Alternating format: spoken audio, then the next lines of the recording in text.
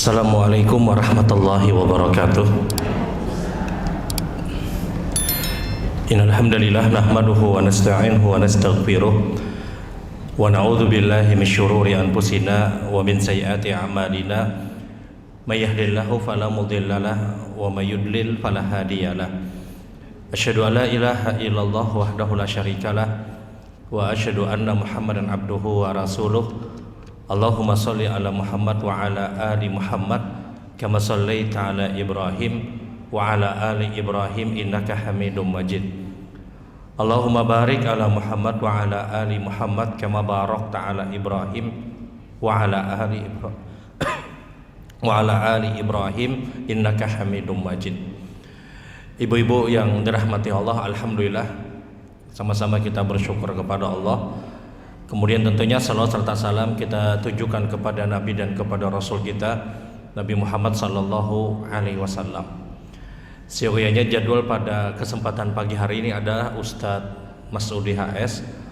Berhubung beliau masih pemulihan setelah beliau ada operasi di mata kalau tidak salah menurut info pada hari Jumat yang beberapa hari yang lalu, dan sekarang masih pemulihan, dan mohon maaf ulun menggantikan beliau.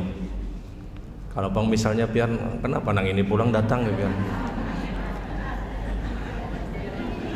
mohon maaf. Takmir Masjid Mujahidin menghubungi ulun ya sudah.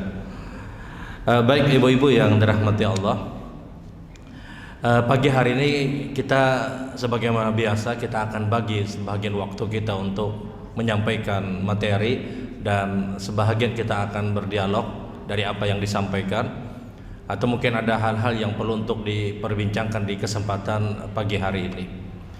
Kita akan bersama dengan penajaman berkaitan dengan sholat jenazah bagi seorang perempuan. Kenapa ini kembali ulun-ulang? Karena sayang kalau kita melewatkan ibadah besar ini. Mohon maaf, sebahagian kaum muslimin punya fokus yang namanya sholat jenazah itu adalah seakan-akan hanya untuk kaum laki-laki. Sholat jenazah ini berlaku untuk umum laki-laki ataupun perempuan, dan sangat disayangkan ketika ini dilewatkan karena pahalanya besar. Sholat jenazah itu dia mempunyai dua sisi kebaikan untuk si mayit dan keutamaan orang yang melaksanakan sholat jenazah bagi kita yang mensolatkan jenazah tersebut. Keutamaan kita ketika kita melaksanakan sholat jenazah, jelas hadis yang sangat masyhur. Nabi SAW beliau pernah bersabda, kata Rasulullah, ketika seorang muslim kemudian dia meninggal dunia dan disolatkan oleh kaum muslimin, maka kata Nabi SAW yang mensolatkan tersebut, kata Rasulullah, dia mendapatkan pahala 1 qirat. Adapun orang yang mengantarkan jenazah setelah dia mensolatkan, kata Nabi, dia mendapatkan pahala 2 qirat. Dalam riwayat yang lain Nabi SAW bersabda, man syahida ala janazah falahul qirat. Siapa yang mensolatkan jenazah dia mendapatkan pahala qirat. Sahabat Nabi SAW bertanya tentang seperti apa ukuran qirat itu ya Rasulullah. Maka kata Nabi SAW, ukuran qirat itu adalah paling tidak seperti gunung Uhud. Seperti gunung Uhud. Besar dan beratnya gunung Uhud. Inilah pahala yang didapatkan oleh orang-orang yang melaksanakan sholat jenazah. Timbangan berat dan besarnya gunung Uhud nanti di hari kiamat, inilah yang nanti didapatkan oleh orang-orang yang melaksanakan sholat jenazah. Dan kita tahu bahwasanya amalan sekecil apapun, walaupun hanya sekecil dzarrah, itu boleh jadi sangat menentukan pada kehidupan akhirat kita. Orang melakukan kebaikan walaupun sepele, itu bisa menentukan langkah dia. Terlebih ketika dia mendapatkan pahala 1 qirat seperti gunung Uhud, kata Nabi. Gunung Uhud itu panjangnya kurang lebih 7 kilo, kemudian tingginya kurang lebih 2 kilo. Dan dia gunung terbesar di kota Madinah. Gunung yang hampir mengelilingi kota Madinah itu yang paling besar adalah Gunung Uhud. Nabian yang pernah melaksanakan ibadah umrah ketika city tour di kota Madinah, melihat bagaimana besarnya Gunung Uhud yang dia mengelilingi kota Madinah. Berat yang seperti inilah nanti yang didapatkan pahala orang-orang yang melaksanakan sholat jenazah. Dan umat Nabi Shallallahu Alaihi Wasallam, di antara keistimewaannya adalah mereka mendapatkan lipat ganda 10 sampai 700 kali lipat. Dan ini dalil kata para ulama bahwasanya pelaksanaan sholat jenazah yang dilakukan oleh seorang muslim atau seorang muslimah, dia mendapatkan pahala seperti Gunung Uhud, kemudian dilipat gandakan 10 sampai 700 kali lipat. Sholat jenazah mungkin tidak sampai 5 menit, mungkin 3 menit atau 5 menit dia laksanakan sholat jenazah. Sebesar Gunung Uhud dia dapatkan, dan itu pun dilipat gandakan oleh Allah 10 sampai 700 kali lipat. Sebagaimana sabda Nabi sallallahu alaihi wasallam, "Idza ahsana islamuhu faqulu hasanatin tuktabu bi asyri amsalihha ila sab'ati mi'atil dhi'fin." Umatku, kata Nabi, ketika dia melakukan kebaikan, dia melakukan ketaatan, maka pahalanya dilipat gandakan 10 sampai 700 kali lipat. Dalil inilah yang digunakan pendapat para ulama bahwasanya orang yang melaksanakan sholat jenazah dia mendapatkan pahala seperti Gunung Uhud, besar dan beratnya, kemudian dilipat gandakan 10 sampai 700 kali lipat. Kalau pelaksanaan sholat jenazah ini dilakukan di dalam Masjid Nabawi, dikali lipat ganda 1000 kali lipat lagi. 1000 Gunung Uhud dilipat gandakan, kemudian dilipat gandakan 10 sampai 700 kali lipat. Kalau itu terjadi di dalam Masjidil Haram, dikalikan 100.000 kali lipat. Yang seakan-akan dia melaksanakan sholat jenazah sekali di sana seperti dia melaksanakan sholat jenazah di tempat yang lain 100.000 kali. Mahadangi 100.000 kali, sawat kita nang mati dulu. 100.000 jenazah misalnya. Ini kemuliaan dan keutamaan Nabawi dan Masjidil Haram. Nah, kembali pada pelaksanaan sholat jenazah tadi, dia dilipat gandakan, dia dapat Gunung Uhud dan dia dilipat gandakan sebagaimana keumuman hadis Rasul sallallahu alaihi wasallam. Jadi yang dilipat gandakan itu adalah sholatnya, bukan jumlah jenazahnya. Jenazahnya berlima dengan jenazahnya satu orang itu sama. Jangan pian berpikir kali 5 nih, 10 kali 10 Gunung Uhud. Rasul sallallahu alaihi wasallam sebutkan man sholal janazah, siapa yang melaksanakan sholat jenazah. Rasul tidak sebut jumlah jenazahnya, tidak. Tapi Rasul menyebutkan siapa yang melaksanakan sholat jenazah, maka dia mendapatkan berat besar seperti Gunung Uhud. Sekali dia laksanakan sholat jenazah, dia mendapatkan berat dan besar seperti Gunung Uhud, dan umat Nabi dilipat gandakan ibadahnya 10 sampai 700 kali lipat. Ini keutamaan yang didapatkan oleh orang-orang yang melaksanakan sholat jenazah. Orang-orang yang ikut menguburkan jenazah, mereka mendapatkan pahala 2 qirat, kata Nabi. Mereka mendapatkan pahala 2 qirat, 2 Gunung Uhud, kemudian dilipat gandakan lagi. Ketika muncul hadis ini bahwasanya orang yang mensolatkan dan orang yang ikut menguburkan dia mendapatkan pahala 2 qirat, maka sebahagian dari istri-istri sahabat ikut mengantarkan jenazah pada saat itu ke pekuburan Baqi. Di tengah perjalanan dikhabarkan kepada Nabi sallallahu alaihi wasallam, "Ya Rasulullah, kaum perempuan juga ikut mengantarkan jenazah." Maka Nabi kemudian berkata kepada kaum perempuan pada saat itu, "Irji'na fa innakunna ma'jurat." Pulanglah kalian semua, kata Rasulullah, karena sesungguhnya kalian sudah dapat pahala. Maka pulanglah kaum perempuan tidak ikut mengantarkan jenazah pada saat itu. Ada 2 hukum yang dijelaskan oleh para ulama. Yang pertama, perempuan yang sudah melaksanakan sholat jenazah, walaupun dia tidak ikut mengantarkan jenazah, dia tetap mendapatkan pahala sebagaimana laki-laki yang mengantarkan jenazah. Yang kedua, bahwasanya Nabi Shallallahu Alaihi Wasallam tidak mengharapkan perempuan ikut menguburkan, mengantar dan ikut menguburkan jenazah. Karena kata Rasulullah, pulanglah kalian semua. Fa inna kunna ma'jurat. Kalian semua sudah dapat pahala. Nah, ada dua hal yang disebutkan oleh para ulama. Sekali lagi, yang pertama adalah kaum perempuan ketika mereka melaksanakan salat jenazah, mereka sudah mendapatkan pahala melaksanakan salat jenazah dan pahala mengantarkan dan ikut menguburkan jenazah. Karena ketika itu sebahagian istri sahabat ikut menggiring jenazah. Kata Rasulullah, irji'na fa innakunna ma'jurat. Kalian pulang, kata Nabi, kalian sudah dapat pahala. Ini keistimewaan yang dimiliki oleh seorang perempuan. Yang kedua, dijelaskan oleh para ulama bahwasanya Nabi Shallallahu Alaihi Wasallam tidak mengharapkan seorang perempuan ikut mengantarkan dan menguburkan jenazah. Sehingga sebahagian ulama, mohon maaf, menyebutkan hukumnya makruh. Tapi kalau jenazah tersebut sudah dikubur, sudah ditimbun dengan tanah, selesai, maka kaum perempuan silahkan datang ke kubur.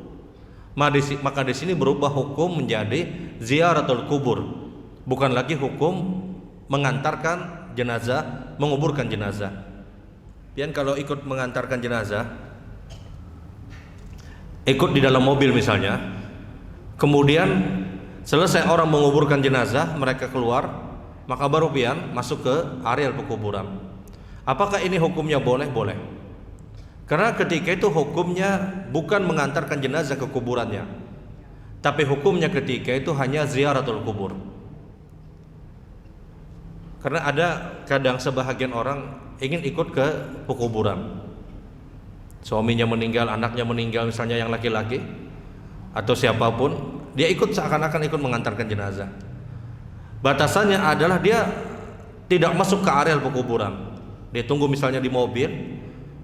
Selesai orang menguburkan jenazah, kemudian mendoakan dan selesai, yang laki-laki yang kemudian keluar dari pekuburan, barulah masuk mungkin kaum perempuan untuk datang ke kubur tersebut.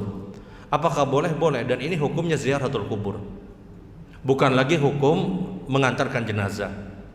Nah, dalam kondisi yang demikian hukumnya diperbolehkan.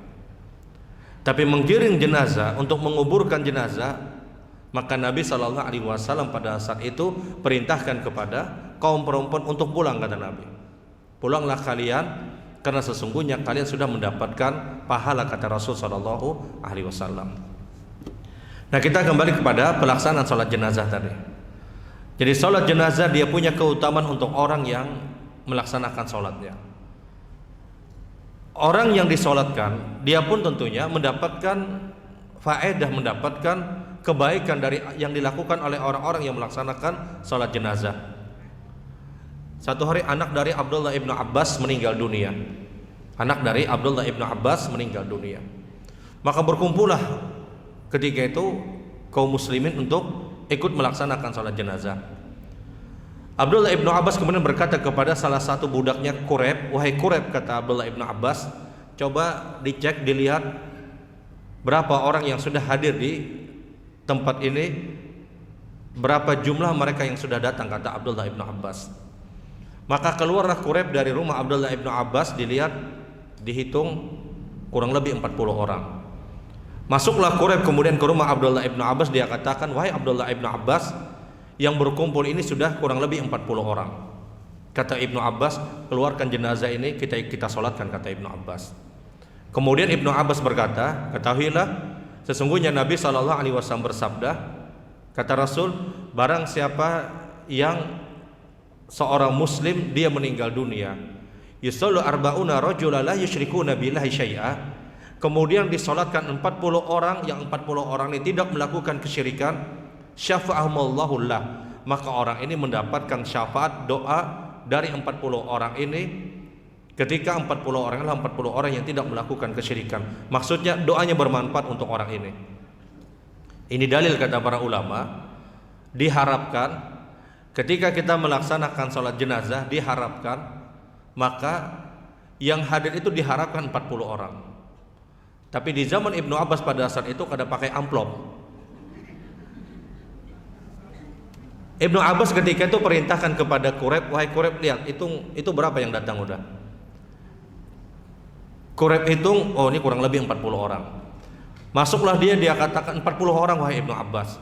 Kata Ibnu Abbas, keluarkan jenazahnya. Kita sholatkan, kata Ibnu Abbas. Seakan-akan Ibnu Abbas menunggu jumlah 40 orang ini. Dan Ibnu Abbas kemudian berkata, sesungguhnya Nabi SAW bersabda, barang siapa dari seorang muslim mata, dia meninggal dunia, yakumuna arba'una rajula la yusyrikuna billahi syai'a. Ada orang yang meninggal dunia, kemudian berdirilah di situ 40 orang ikut mensolatkan, la yusyrikuna billahi syai'a, 40 orang yang tidak melakukan kesyirikan. Maka doa 40 orang ini bermanfaat untuk orang yang disolatkan tadi.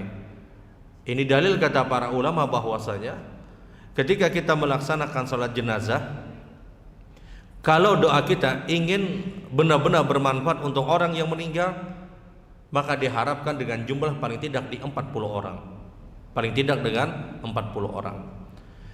Dalam riwayat yang lain Nabi SAW bersabda, siapa yang melaksanakan sholat jenazah, siapa yang disolatkan kata Nabi, kemudian yablughuna mi'ata rajula, yang mensolatkan itu kata Rasulullah SAW sampai 100 orang, maka sungguh kata Nabi, doa 100 orang ini benar-benar akan diberikan kepada orang yang meninggal dunia tadi.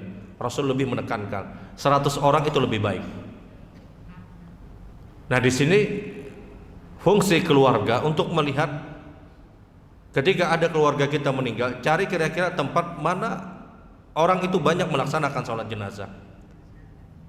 40 orang itu mendapatkan syafaat. 100 orang kata Nabi SAW benar-benar dia dapatkan. Seakan-akan Rasulullah tekankan lebih banyak itu lebih baik. Apakah boleh kurang dari 40 orang? Boleh. Apakah boleh kurang dari 40 orang? Boleh.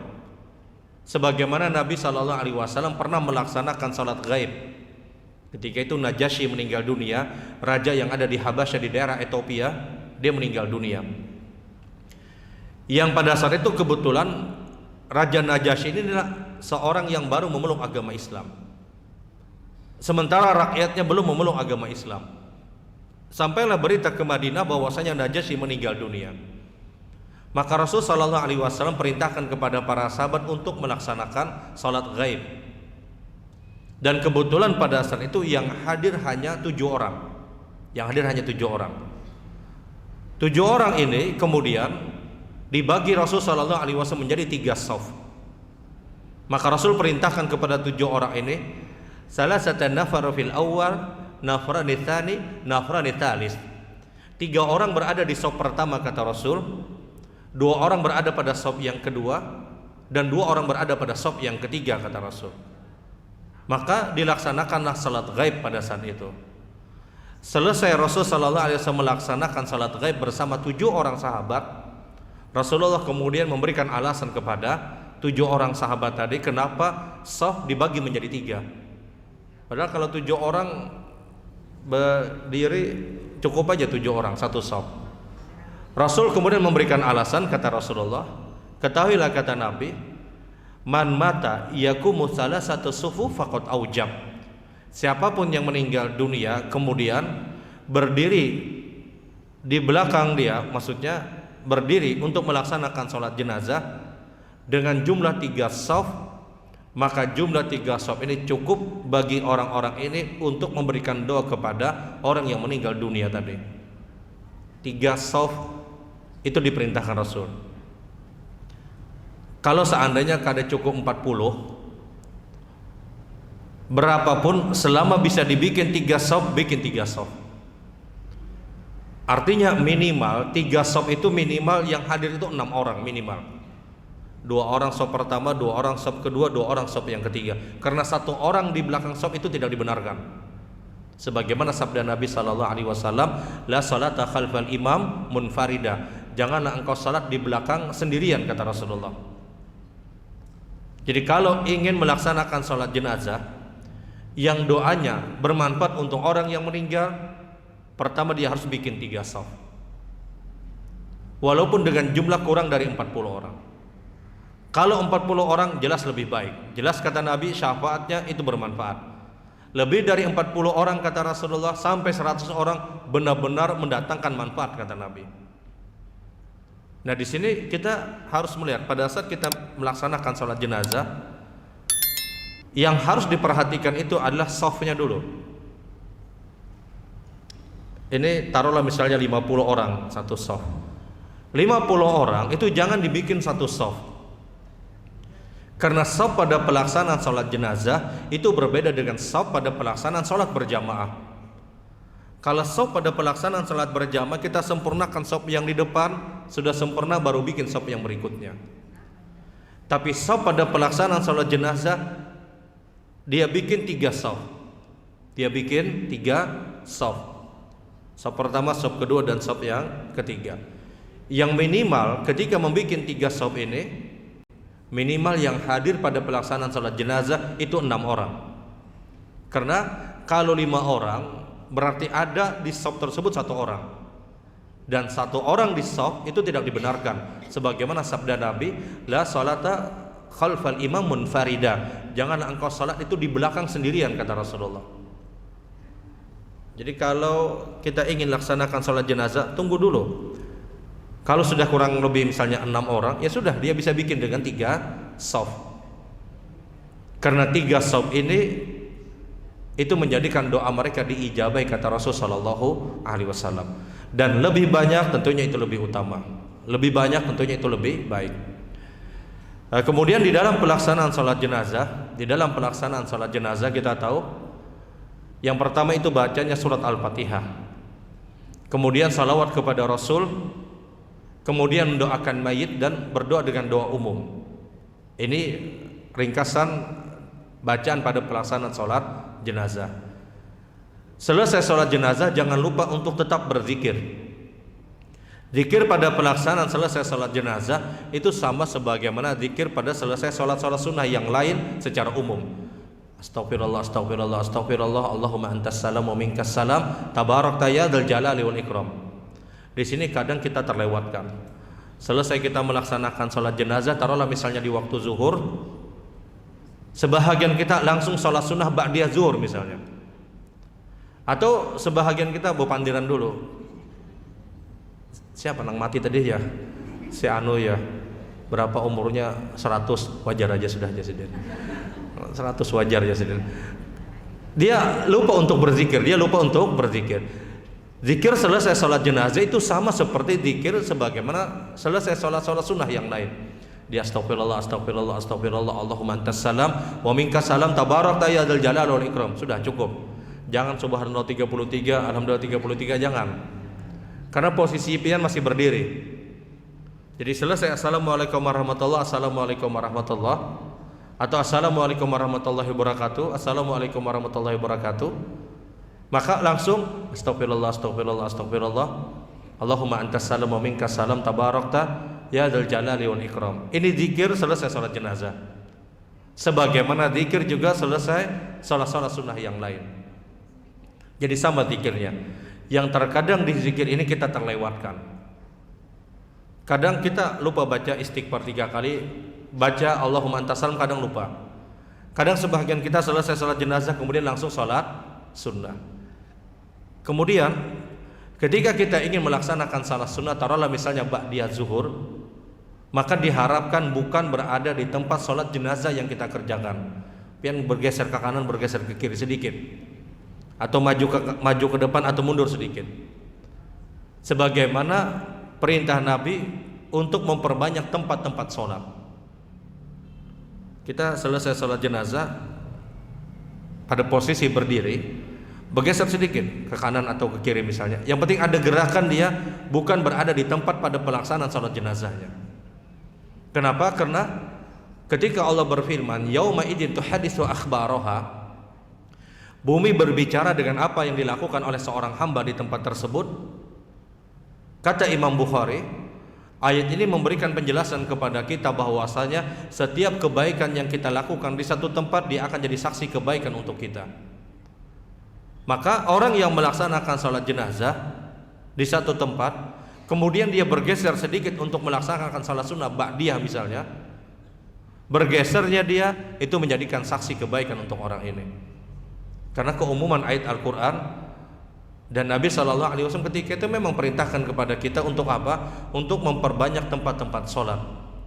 Makanya mohon maaf, salah satu larangan yang dilarang Rasul SAW adalah kita tidak diharapkan untuk melaksanakan sholat di tempat itu saja. Wala yuwatina ahadukum fil masajid. Janganlah kalian berada di satu tempat di situ-situ saja, kata Rasul, ketika kalian berada di rumah dari rumah-rumah Allah. Sehingga orang itu bergeser sedikit, dia mendapatkan ganjaran pahala. Nah, di dalam pelaksanaan sholat jenazah ini terkadang ada jenazah yang dia disolatkan dulu di rumah. Selesai disolatkan di rumah, kemudian jenazah tersebut dibawa ke masjid. Apakah boleh melaksanakan sholat jenazah? Apakah boleh jenazah itu disolatkan berulang? Jenazah disolatkan berulang. Ulama sepakat hukumnya boleh. Bahkan jenazah itu disolatkan beberapa kali, apakah boleh? Boleh. Misalnya dia disolatkan di sini, misalnya di Banjar. Kemudian jenazahnya akan dibawa ke kampung halamannya. Kemudian tibalah di kampung halaman tadi, kembali disolatkan di masjid di tempat tersebut misalnya. Apakah boleh? Boleh. Jenazah disolatkan berulang, apakah boleh? Boleh. Apa dalilnya? Perbuatan Nabi SAW ketika beliau melaksanakan salat jenazah untuk Hamzah, yang ketika itu Hamzah disolatkan Rasulullah sebanyak kurang lebih 70 kali. Hamzah itu disolatkan Nabi kurang lebih 70 kali. Dan ini dalil kata para ulama bahwasanya jenazah disolatkan berulang apakah boleh? Boleh. Akan tetapi dia bergeser hukumnya. Yang pertama itu salat jenazah yang pertama itu hukumnya fardu kifayah. Tapi yang kedua itu sudah hukumnya sunnah. Jenazah kita solatkan di rumah, maka yang pertama itu adalah fardu kifayah. Kemudian jenazah dibawa ke masjid, disolatkan lagi, maka sudah itu hukumnya sunnah. Tapi ini tidak berpengaruh dengan pahala orang yang melaksanakan sholat jenazah yang kedua, ketiga atau keberapa pun. Tetap pahalanya sama. Kalau misalnya yang pertama dapat gunung Uhud, yang kedua dapat gunung Salak misalnya. Pertama, kedua, ketiga atau keberapa pun pahalanya itu sama. Dia hanya menggeser hukum. Yang pertama fardu kifayah, yang kedua hukumnya sunnah. Yang kalaulah seandainya tidak dilakukan lagi sholat jenazah pun tidak dipermasalahkan. Tapi orang yang mensolatkan tetap pahalanya itu qirat, tetap pahalanya seperti gunung Uhud kata Rasulullah. Jadi tidak dibedakan orang yang melaksanakan sholat jenazah pada kelompok yang kedua, pada kelompok yang ketiga itu pahalanya sama. Yang membedakan hanya hukum. Yang pertama itu fardu kifayah, yang kedua itu hukumnya sunnah. Karena terkadang ada sebahagian orang yang punya keharapan keluarganya ingin mensolatkan jenazah dulu, keluarganya ingin melaksanakan sholat dulu, maka disolatkanlah di rumah. Apakah boleh? Boleh. Kemudian yang disolatkan lagi yang kedua, apakah boleh untuk jenazah? Boleh. Ulama tinggal berbeda pendapat tentang kita yang mensolatkan. Kita yang mensolatkan apakah boleh berulang? Kalau jenazahnya disolatkan tidak ada masalah. Jenazah disolatkan berulang itu baik untuk dia. Tapi kita yang mensolatkan, kita yang berulang untuk melaksanakan sholat jenazah, apakah boleh? Ulama berbeda pendapat. Sebahagian ulama memperbolehkan dengan dalil perbuatan Nabi ketika melaksanakan sholat jenazah untuk Hamzah sebanyak 70 kali. Sebahagian ulama lain menyebutkan tidak boleh untuk melaksanakan sholat jenazah berulang. Kenapa? Karena tidak pernah praktek terjadi di zaman para sahabat. Rasul ketika itu melaksanakan sholat jenazah untuk Hamzah sebanyak 70 kali. Apa sebabnya? Sebabnya beliau menjadi imam. Imam sholat jenazah berulang, imamnya itu aja. Apakah boleh? Boleh. Tapi kita yang makmum berulang, ini ulama berbeda pendapat. Sebahagian ulama memperbolehkan, sebahagian ulama tidak memperbolehkan. Yang tidak memperbolehkan mempunyai dalil bahwasanya sahabat tidak pernah melakukan perbuatan itu dan tidak ada keterangan dari pernyataan Rasul sallallahu alaihi wasallam. Dalil yang memperbolehkan mengikuti perbuatan Nabi yang melaksanakan sholat jenazah sebanyak 70 kali. Namun ini pun dibantah oleh para ulama. Kenapa? Karena ketika itu posisi Nabi adalah imam. Kalau imam itu boleh beberapa kali, tapi kalau kita makmum jamaahnya mengulang sholat jenazah, zahirnya itu cukup 1 kali, sebagaimana keumuman praktik para sahabat radhiyallahu taala anhum. Karena kalau dua kali boleh, orang akan berpikir 10 kali. Kalau 2 kali boleh, berarti 10 kali boleh. Akhirnya apa? Aursidin aja yang menyembahyangkan sorangan. Jangan disamakan dengan Rasul, kata para ulama. Rasul ketika itu beliau jadi imam. Rasul SAW ketika itu menjadi imam sehingga berulang melaksanakan sholat jenazah untuk Hamzah. Wallahu a'lam ini khilaf. Ya, meskipun sebahagian ulama memperbolehkan 2 kali orang itu melaksanakan sholat jenazah, akan tetapi kalau kita bicara dalil tidak ada pendalilan. Maka kalau dia 1 kali ya sudah cukup bagi dia. Kalau dia ingin 2 kali, ulama berbeda pendapat. Tapi jenazah disolatkan berulang, apakah boleh? Hukumnya diperbolehkan.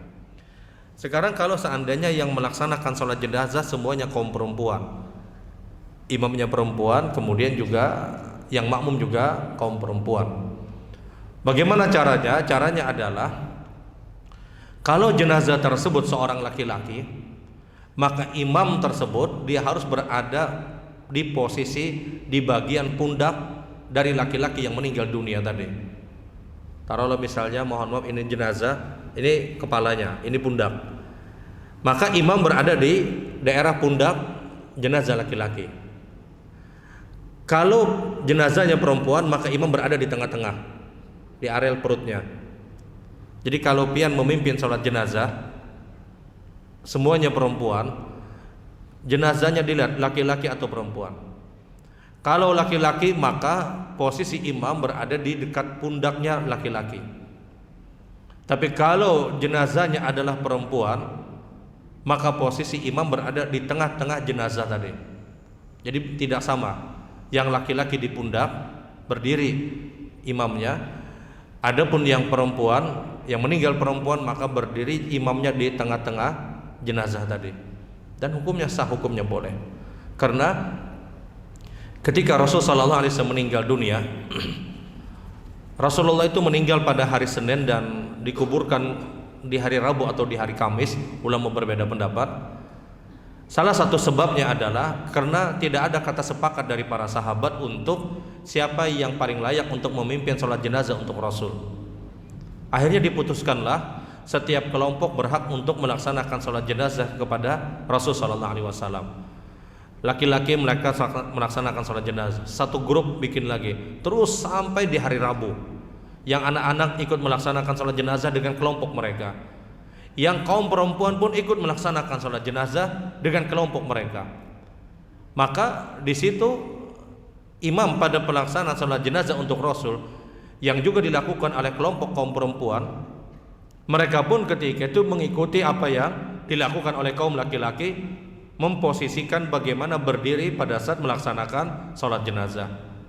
Maka berdirilah di areal pundak Nabi Shallallahu Alaihi Wasallam. Jadi kalau pian melaksanakan sholat jenazah, imam perempuan, kemudian jamaahnya juga perempuan, maka posisi imam dilihat bagaimana jenazah tersebut. Kalau jenazahnya laki-laki, maka berdirilah di dekat pundak jenazah tersebut. Kalau jenazahnya perempuan, maka berdiri di tengah-tengah jenazah tersebut, di areal perutnya, misalnya berdiri di areal perut jenazah tersebut, kemudian dia pimpin pelaksanaan sholat jenazah. Dan hukumnya boleh. Perempuan semuanya misalnya yang melaksanakan sholat jenazah, hukumnya diperbolehkan. Nah, ibu-ibu yang dirahmati Allah Subhanahu wa taala, ini mungkin sekilas berkaitan dengan pelaksanaan sholat jenazah, dan dia satu sholat yang mendatangkan pahala yang sangat besar seperti Gunung Uhud. Ini pun dilipat gandakan 10 sampai 700 kali lipat, sehingga para ulama menyebutkan bahwasanya salah satu keadaan yang menggeser hukum seorang perempuan yang hukum asalnya mereka lebih baik sholat di rumah-rumah mereka, tapi ketika ada pelaksanaan sholat jenazah, maka sholat di masjid yang ada pelaksanaan sholat jenazah itu lebih utama bagi seorang perempuan.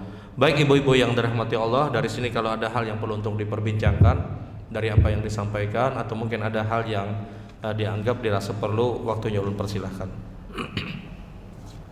Assalamualaikum warahmatullahi wabarakatuh. Waalaikumsalam warahmatullahi wabarakatuh. Mohon maaf sebelumnya Pak Ustaz, ini kan menjelang Ramadan, ada tarawih keliling gitu Pak Ustaz. Satu masjid kan ada yang berselawat, ada yang 11. Satu masjid nanti ada yang 23, ada yang berselawat. Itu bagaimana Pak Ustaz? Apakah ada hukum atau dalilnya gitu Pak Ustaz? Makasih. Assalamualaikum warahmatullahi wabarakatuh. Waalaikumsalam warahmatullahi wabarakatuh. Salam. Mengenai sholat ya Pak, mengenai sholat sudah itu Pak, kita luar pada sembahyang subuh misalnya Pak. Sembahyang subuh itu patokan kita imam kalau Pak. Jadi jemaah datang kiri kanan isi, akhirnya seimbang. Tapi Pak ada jemaah kada mau Pak, emang anan aja, kada mau pindah atau mengiri aja. Jadi tadi seimbang Pak. Karena kalau diseimbangkan, bagaimana itu menyikapinya? Sudah beritahu, kada mau balik juga Pak. Demikian kami sampaikan. Assalamualaikum warahmatullahi wabarakatuh. Waalaikumsalam. Assalamualaikum warahmatullahi wabarakatuh. Waalaikumsalam.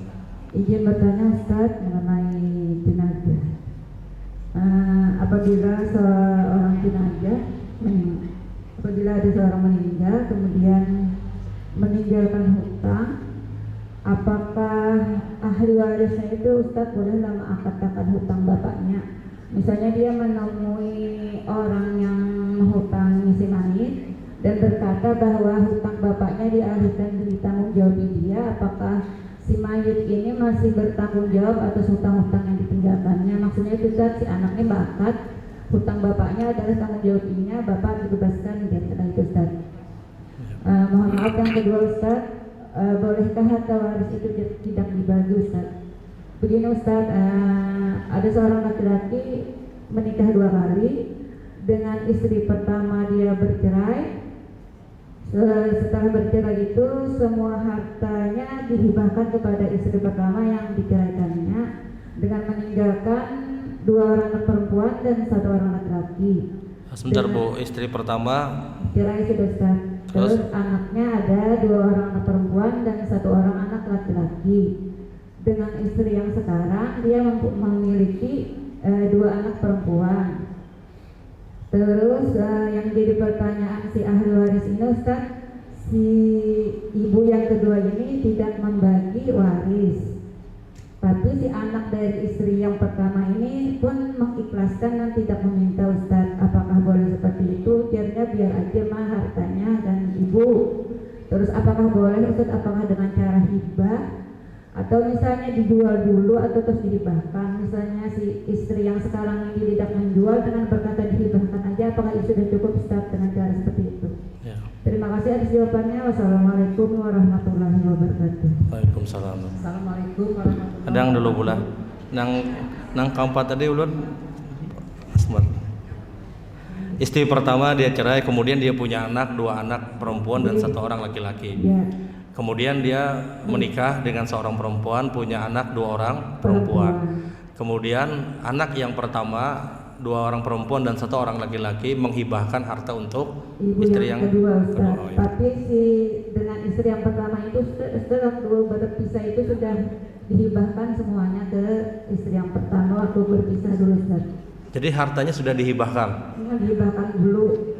Yang dengan istri pertama sudah dihibahkan sudah. Terus dia menikah dengan istri kedua ini memiliki beberapa aset, tapi si ibu ini kada mewariskan gitu Mas. Tapi si anak yang dari istri yang pertama ini kada meminta jual oleh papa dan ibu. Jadi yang diwaris ini yang mana? Yang dari istri kedua itu apakah itu termasuk waris untuk istri-istri yang untuk anak dari istri yang pertama? Dia punya harta baru dari istri. Iya. Apakah si anak dari istri pertama ini termasuk waris juga misalnya? Ya. Oke, seperti itu Ustaz. Terima kasih jawabannya Ustaz. Assalamualaikum warahmatullahi wabarakatuh. Waalaikumsalam. Assalamualaikum warahmatullahi wabarakatuh. Waalaikumsalam.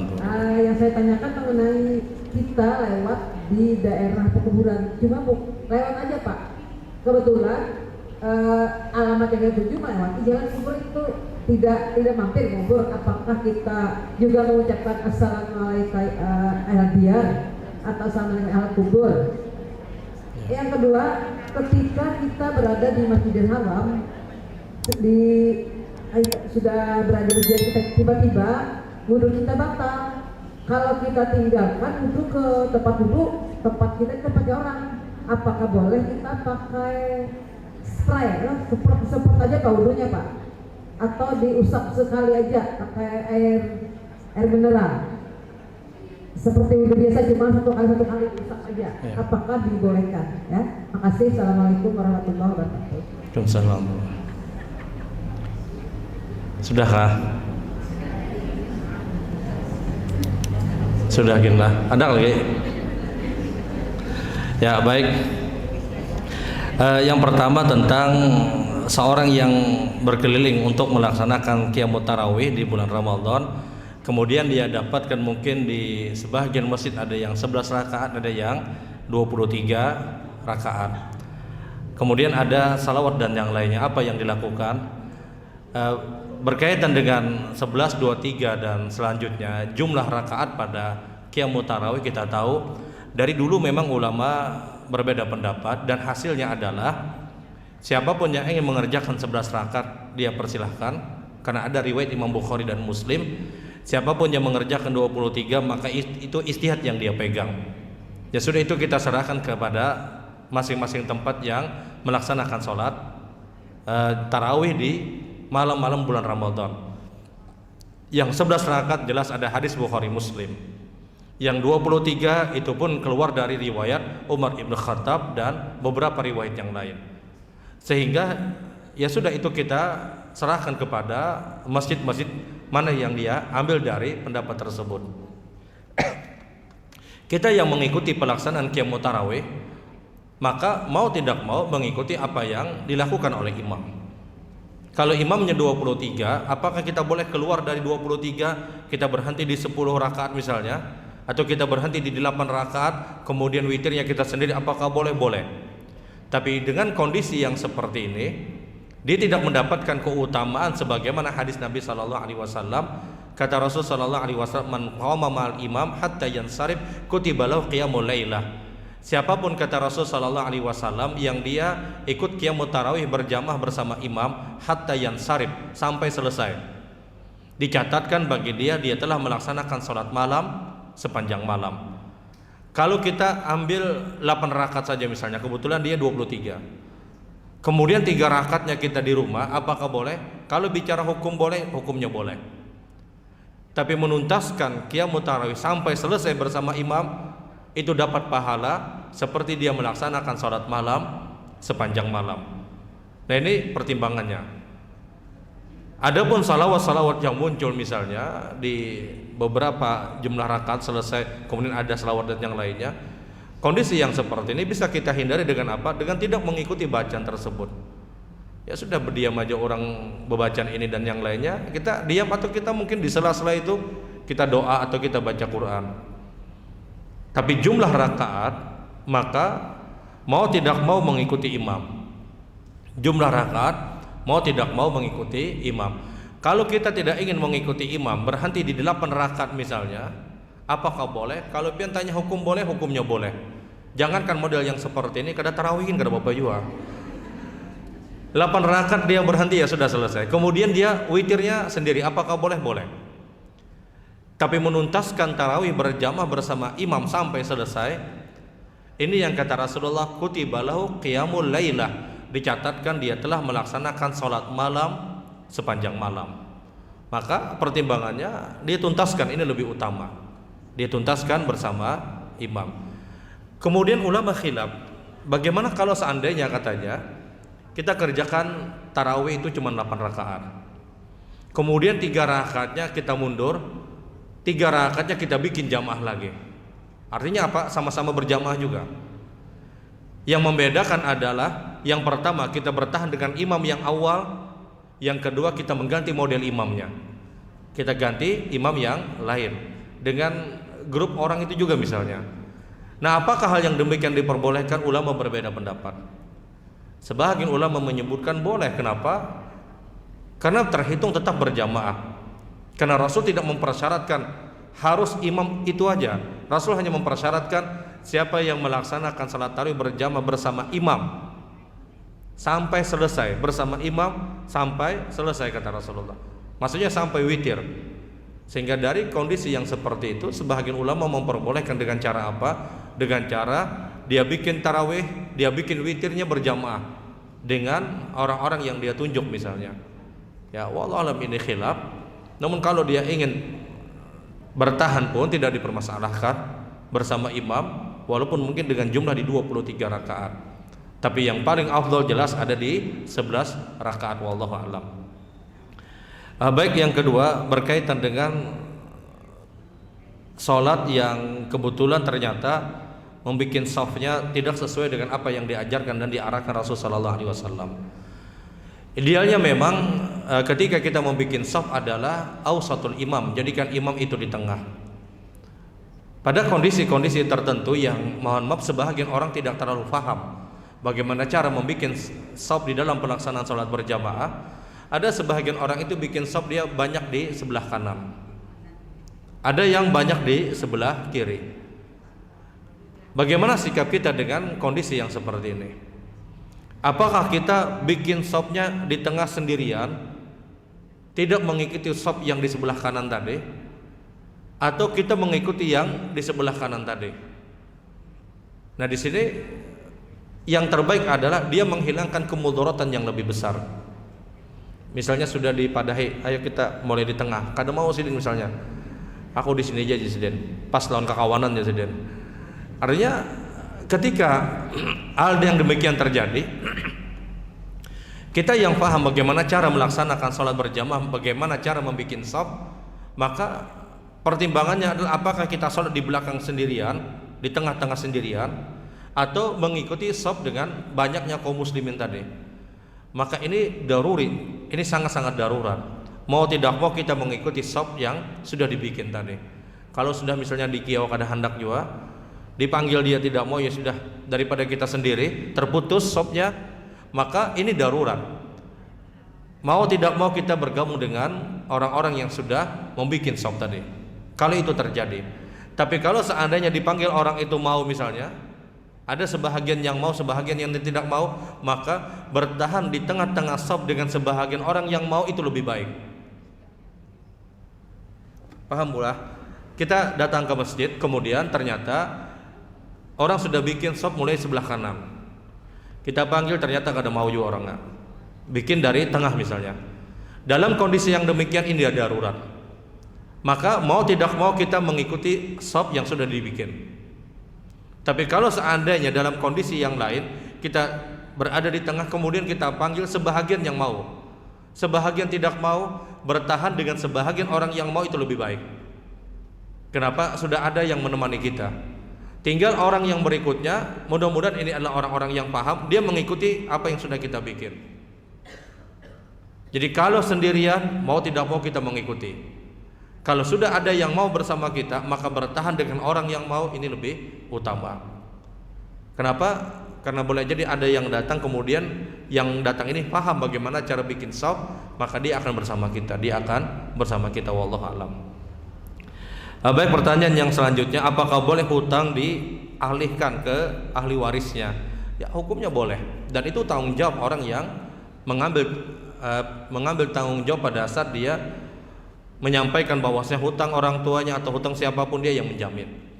Dan ini terjadi di zaman Rasul sallallahu alaihi wasallam, ketika Rasul sallallahu alaihi wasallam beliau akan melaksanakan salat jenazah, kemudian Nabi berpaling kepada para sahabat. Kata Rasulullah, hal alaihi dain? Apakah orang yang berhutang, apakah orang yang akan kita salatkan ini dia punya hutang, kata Nabi. Sebahagian sahabat ketika itu mengetahui, na'am ya Rasulullah, alaihi dinarain. Benar ya Rasulullah, dia punya hutang 2 dinar. Maka mendengar orang ini punya hutang, Rasulullah mundur. Saya tidak mensolatkan, kata Nabi. Sebagian sahabat ketika itu bingung. Ini orang punya hutang hanya 2 dinar, tidak mau disolatkan oleh Rasul sallallahu alaihi wasallam. Sampai dari belakang Abu Qatadah, sahabat Nabi, berkata kepada Rasul, ya Rasulullah, dinaraini alayya. Ya Rasulullah, 2 dinar yang orang ini berhutang, saya yang membayarnya ya Rasulullah. Rasulullah kemudian berkata kepada Abu Qatadah, agharimun anta ya Abu Qatadah dinaraini alaika. Wahai Abu Qatadah, 2 dinar yang dia berhutang, apakah benar engkau yang menjamin? Naam ya Rasulullah dinaraini aliyah. Benar ya Rasulullah, 2 dinar yang dia berhutang saya yang bayar. Diulangi lagi oleh Rasulullah, agharimun anta ya Abu Qatadah dinaraini alaik. Benar Abu Qatadah, engkau selesaikan. Naam ya Rasulullah dinaraini alaik. Benar ya Rasulullah, 2 dinar saya selesaikan. Sampai Nabi mengulang 3 kali. Ya Abu Qatadah, gharimun anta dinaraini alaik. Engkau selesaikan? Benar ya Rasulullah, saya selesaikan. Baru Nabi melaksanakan sholat jenazah. Kemudian selesai sholat jenazah, jenazah ini kemudian dikuburkan Rasul dan juga para sahabat. Selesai dikuburkan, Rasul datangi Abu Qatadah. Abu Qatadah, apakah sudah engkau bayar 2 dinar? Ya Rasulullah, orangnya baru dikubur ya Rasulullah. Setelah itu besoknya Rasulullah cari Abu Qatadah. Ya Abu Qatadah, ma fa'alaka bi dinarain? Wahai Abu Qatadah, 2 dinar sudah engkau bayar? Belum ya Rasulullah. Hari yang ketiga Rasulullah datangi lagi Abu Qatadah. Ya Abu Qatadah, ma fa'alaka bi dinarain? Wahai Abu Qatadah, 2 dinar engkau berjanji 3 hari yang lalu, kata Rasulullah. Apakah sudah engkau selesaikan? Naam ya Rasulullah. Benar ya Rasulullah, sudah saya bayarkan. Maka kata Rasulullah, ketahuilah kata Nabi, kulit orang yang meninggal 3 hari yang lalu baru dingin, kata Rasulullah. Baru dia mendapatkan rahmat dari Allah Subhanahu wa ta'ala. Lihat, berat. Berkaitan dengan pertanyaan tadi, apakah boleh kita mengambil tanggung jawab? Boleh.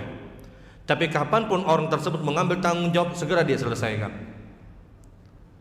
Abu Qatadah ketika itu hanya meninggal ya Rasulullah.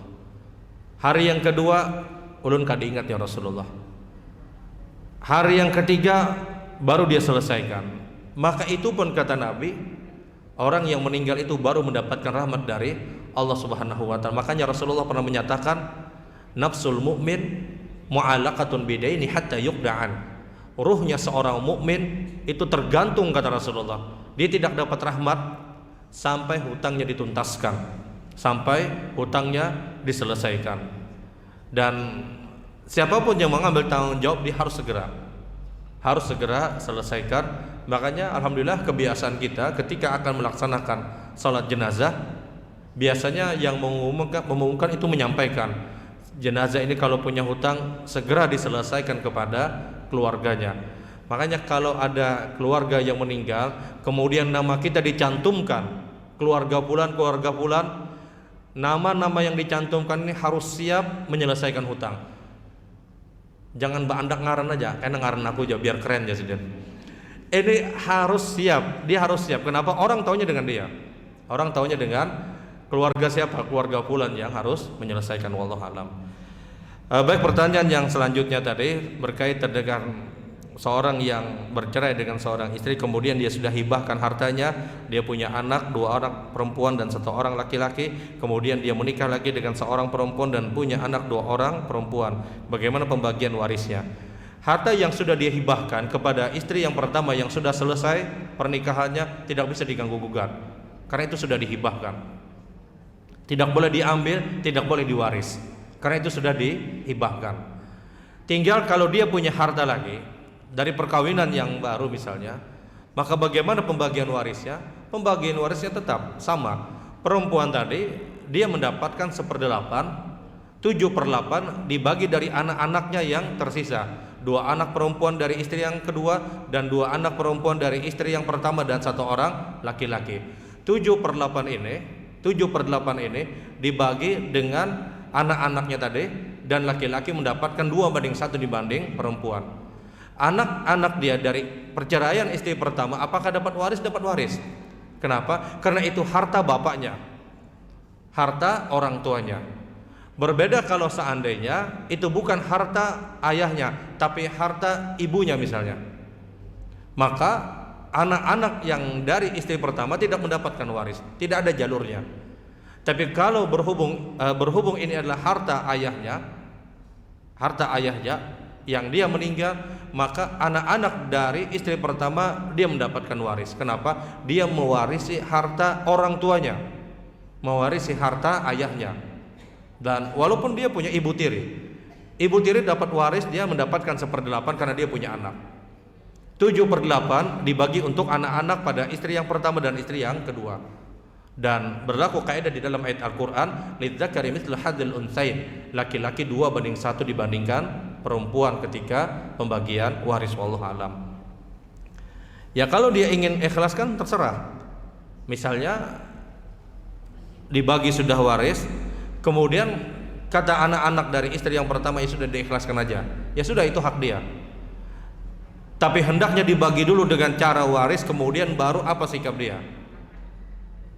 Karena ada sebagian orang seperti ini, kita bagi rata aja ya sudah. Nah, apakah boleh? Tidak. Dia bagi dulu sesuai urutan warisan, sesuai perhitungan waris. Kalau sudah selesai perhitungan waris, kalau dia ingin bagi rata, bagi rata. Karena boleh jadi ketika sudah dibagi pada perhitungan waris, oh ternyata bagiannya terbanyak, sayang kalau dibagi rata aja sudah. Kada jadi gini sudah. Nah kan ada penyesalan. Artinya dia bagi dulu secara waris. Bagaimana hukum waris, selesai. Kemudian kalau ingin terjadi kesepakatan bagi rata, silahkan. Jangan bagi rata dulu baru hitung waris, tidak. Dia hitung waris dulu, baru dia kalau ingin bagi rata, ya sudah bagi rata kalau dia menginginkan. Dan ini kembali kepada keikhlasan masing-masing, wallahu alam. Satu orang saja tidak menginginkan untuk bagi rata, maka tidak terjadi. Ada 10 orang yang mewarisi harta, 9 orang sepakat kita bagi rata, 1 orang menyatakan tidak, maka ini tidak terjadi. Dia harus berikan waris kepada orang yang tidak menginginkan. Yang 9 orang yang ingin bagi rata, itu harta mereka saja. 1 orang saja tidak menginginkan, maka tidak terjadi bagi rata tadi, harus sesuai dengan waris, wallahu a'lam. Baik, pertanyaan yang selanjutnya, bagaimana kalau seandainya kita melewati kubur, apakah tetap mengucapkan salam? Tetap sunnahnya mengucapkan salam. Tetap sunnahnya mengucapkan salam, walaupun kita bukan berada pada posisi untuk ziaratul kubur. Walaupun kita bukan berada pada posisi untuk ziaratul kubur. Kalau ingin ucapkan salam, ucapkan salam. Misalnya sambil berkendaraan, assalamualaikum ya ahlad diyar. Apakah boleh? Boleh. Kalau kita berjalan, assalamualaikum ya ahlad diyar minal mu'minin wal muslimin. Kenapa? Ucapan salam yang kita berikan kepada orang yang ada di kubur itu bermanfaat. Sebagaimana ketika dalam kehidupan kita mengucapkan salam dengan orang lain, apakah bermanfaat? Bermanfaat. Jadi ucapan salam tidak hanya mutlak kita khusus untuk ziaratul kubur. Pada saat kita melintasi kubur, tetap dianjurkan secara umum untuk mengucapkan salam kepada orang-orang yang ada di kubur, wallahu alam. Dan ini bermanfaat. Karena Rasul tidak khususkan salam ini hanya untuk ziaratul kubur, tidak. Rasul menyebutkan kalau kita melintasi kubur, maka ucapkan salam. Sama seperti ini, Bu. Kalau bicara pada hukum yang lain, seorang perempuan yang dia dalam keadaan haid, apakah boleh dia berwudu? Apakah dia mendapatkan keutamaan berwudu, pengguguran dosa dari wudu-wudu yang dia lakukan? Dia boleh dan dia mendapatkan keutamaan. Seorang perempuan dia dalam keadaan haid, kemudian apakah boleh dia berwudu kemudian dia tidur di waktu malam? Karena salah satu sunnah pada saat kita tidur, kita disunahkan untuk berwudu, sehingga ketika dia berwudu terus dia mendapatkan pahala. Apakah perempuan haid dia tinggalkan wudunya? Tidak, dia tetap berwudu. Karena perempuan haid ini hanya dilarang sholat, dilarang puasa, dilarang tawaf di Baitillah Ka'bah. Selebihnya diperbolehkan dan dianjurkan untuk melaksanakan amalan-amalan sunnah yang lain. Perempuan haid dia apakah berwudu? Dia berwudu. Walaupun tidak, karena wudu ini tidak hanya untuk sholat. Wudu tidak hanya untuk sholat. Dia wudu boleh jadi untuk menggugurkan dosa dia. Dia wudu boleh jadi ingin apa? Dapat keutamaan pada saat dia akan tidur di waktu malam. Sama dengan salam pada saat kita melewati kuburan. Pada saat kita ucapkan salam, apakah boleh? Boleh, karena salam ini tidak mutlak hanya untuk ziaratul kubur. Sebatas kita melewati kuburan, apakah boleh mengucapkan salam? Boleh. Dengan catatan kita yakin kuburan tersebutlah kuburan kaum muslimin. Tapi kalau kuburannya itu bercampur, maka dilarang. Kuburannya bercampur di satu areal yang sama, maka ini terlarang, wallahu a'lam. Baik, pertanyaan yang selanjutnya, bagaimana cara berwudu ketika kita berada di dalam Masjidil Haram? Karena kalau kita keluar, kita tidak akan dapat tempat untuk melaksanakan sholat di dalam Masjidil Haram. Cara yang terbaik adalah berwudu semampu kita. Kita bisa menggunakan air, misalnya air mineral atau air zam-zam, ambil 1 gelas, kemudian kita basahi wajah kita, kemudian tangan sampai siku kanan kiri. Kemudian kalau kita enggan untuk membuka jilbab kita karena khawatir mungkin terlihat dari jamaah laki-laki, maka mengambil cara sebagaimana perbuatan Ummu Salamah. Dia ambil air kemudian dia tepukkan di bagian atasnya, batas jilbab, atas penutup kepala, kemudian memasukkan tangan ke dalam telinga, dalam jilbab ke dalam telinga. Nah, ini perbuatan Ummu Salamah.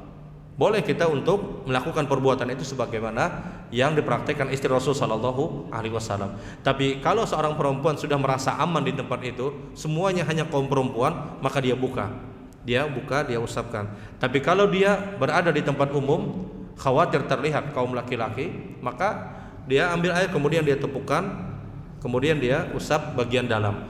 Adapun bagian kaki, apakah boleh dia bagian luar kaos kakinya saja? Tidak. Dia buka kemudian dia usap. Dia buka kemudian dia usap. Kenapa? Karena tidak ada contoh. Kalau ada contoh kita praktekkan. Karena aurat bagian bawah tidak lebih berat sebagaimana aurat bagian kepala bagi seorang perempuan. Dan makanya kita lihat beberapa kaum perempuan yang sholat di haram, di Masjidil Haram, atau bahkan di Masjid Nabawi, mungkin sebahagian dari kaum perempuan mereka tidak menggunakan kaos kaki. Sebagian mereka tidak menggunakan kaos kaki. Kenapa? Berfaham ini bukan aurat besar. Berfaham ini boleh katanya. Tapi yang paling afdal dia tutup. Sehingga dalam kondisi berwudu, apakah kita lepas? Kita lepas. Bagi seorang perempuan, kaos kakinya dia lepas. Tapi kalau jilbab, maka dia boleh untuk tidak lepas sebagaimana perbuatan Ummu Salamah. Poinnya tetap berwudu dengan jumlah satu kali. Kalau ingin pakai semprotan apakah boleh? Boleh. Silahkan. Kalau ingin pakai semprotan apakah boleh? Boleh. Tapi kalau dengan air mineral misalnya 1 gelas atau air zam-zam apakah boleh? Dia berwudu dengan jumlah 1 kali. Tidak perlu 3 kali. Kenapa? Karena wajibnya itu cuma 1 kali. Wallahu alam. Baik ibu-ibu yang dirahmati Allah, ini mungkin yang ulun sampaikan di kesempatan pagi hari ini. Mohon maaf, kita akhiri dengan doa kafaratul majlis. Subhanakallahumma bihamdik, asyhadu an la ilaha illa anta astaghfiruka wa atubu ilaik. Assalamualaikum warahmatullahi wabarakatuh.